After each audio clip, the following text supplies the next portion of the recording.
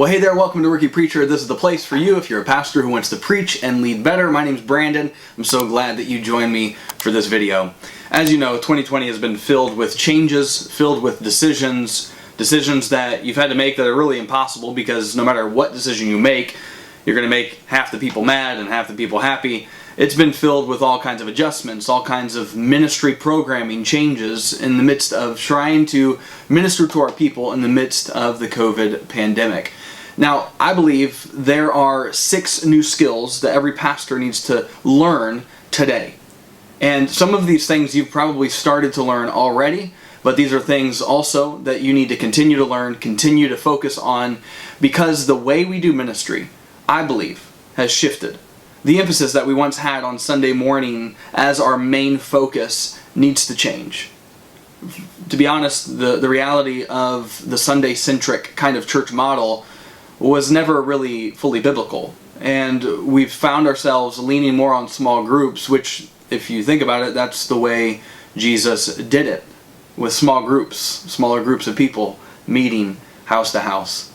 So we have an opportunity right now to learn some new skills, to move our church forward, and to be better equipped for 2021 and beyond, and for the rest of 2020 right now. But this is going to require for us as pastors to learn some skills that we may not have ever had on our radar before, some skills that will allow us to move forward in our ministries, some skills that you may have thought are designated for the student pastor or the children's pastor, the associate pastor, what have you. If you're a lead pastor, then these are all for you. If you're on staff, you're an associate pastor or student, children's, whatever, if you are on staff at a church, these are skills that we need to learn today. So let's get right into it. The first thing that you need to learn today, the new skill that you need to learn today, is number 1, talking to a camera.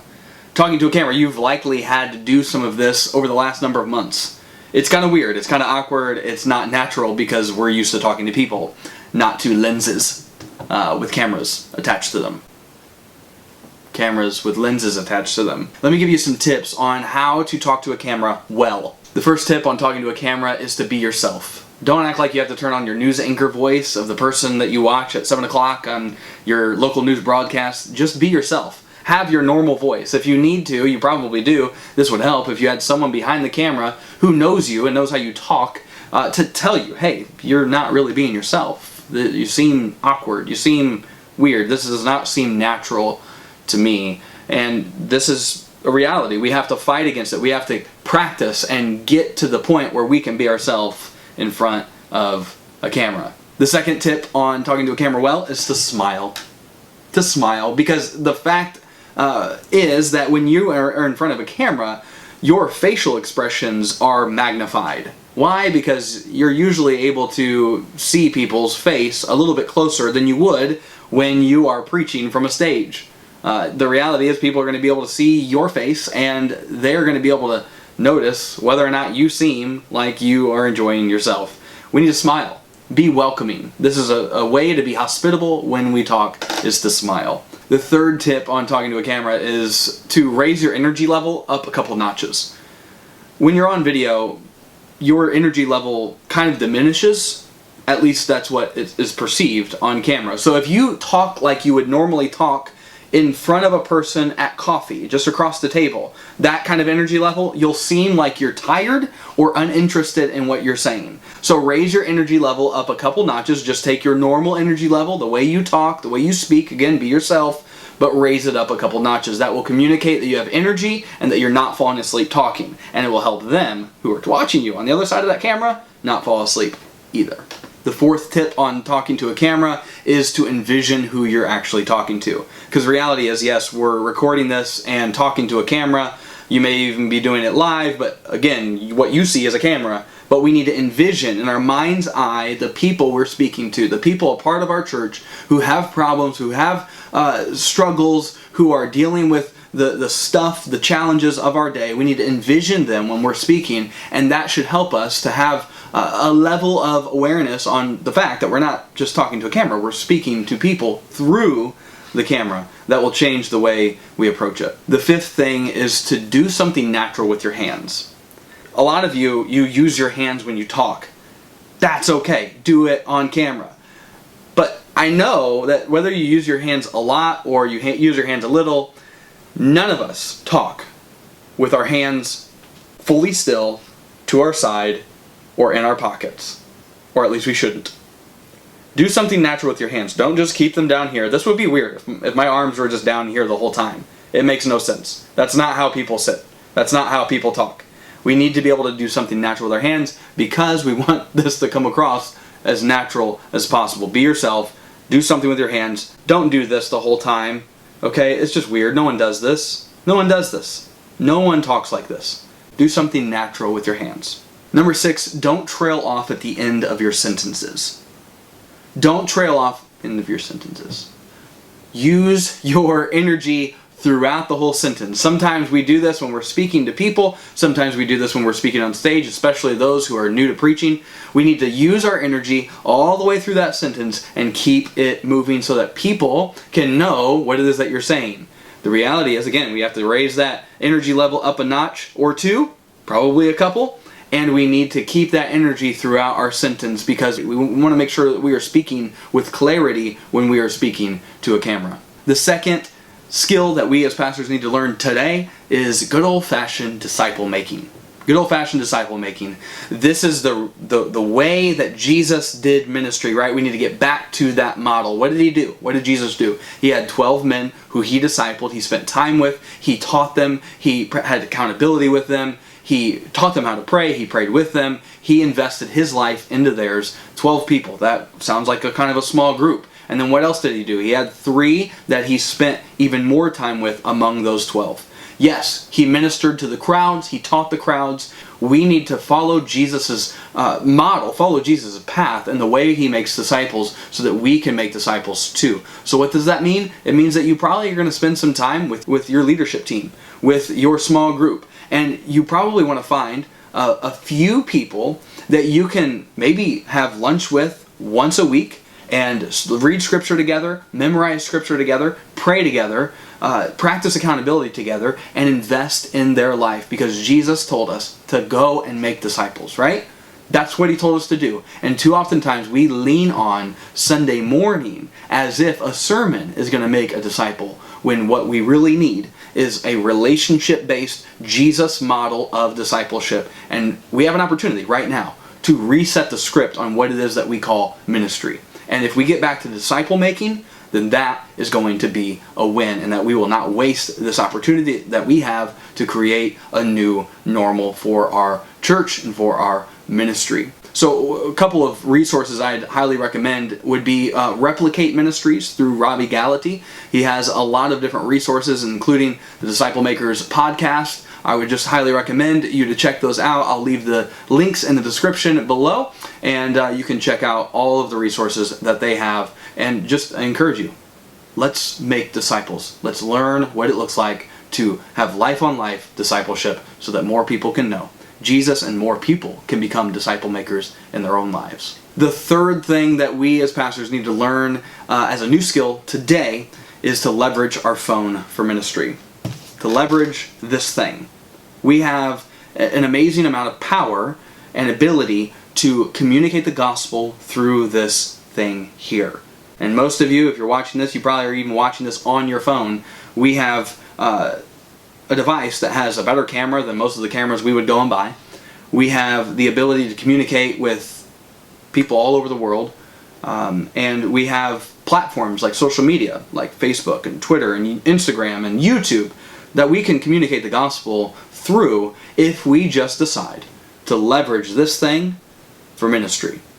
Not so much for Candy Crush, not so much for all whatever games you play, but for ministry. A couple things that we can do is to pick up the phone and make a call. To actually call people in our church and check up on them. I mean, who would have thought? Send some people some text messages. Also, when you're making a video on your phone, don't have the phone down here. Don't have it right here. No one wants to see the bottom side of your nose or your chin. No one has a great chin unless you have a really cool beard, and even then no one's going to want to stare at your beard the whole time when you're speaking. The best way to do this is to have your camera not at eye level but a little bit higher, and that will allow the framing to be right, to be good, and just talk. And when you talk to your phone, to make a video for people on social media, make sure that you don't stare at the screen, stare at the camera. Stare at the camera. Make eye contact, because when you make eye contact with the camera, you make eye contact with the people who are watching you. The fourth new skill that we need to learn as pastors, we need to learn today, is to present our thoughts more concisely.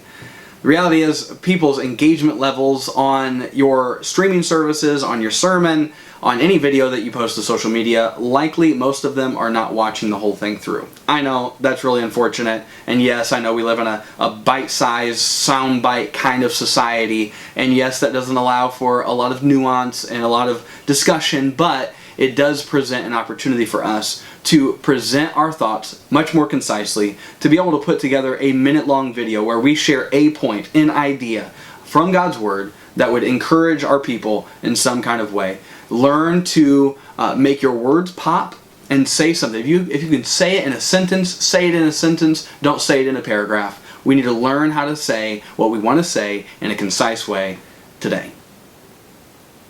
The fifth new skill that every pastor needs to learn today is the idea of experimentation and execution.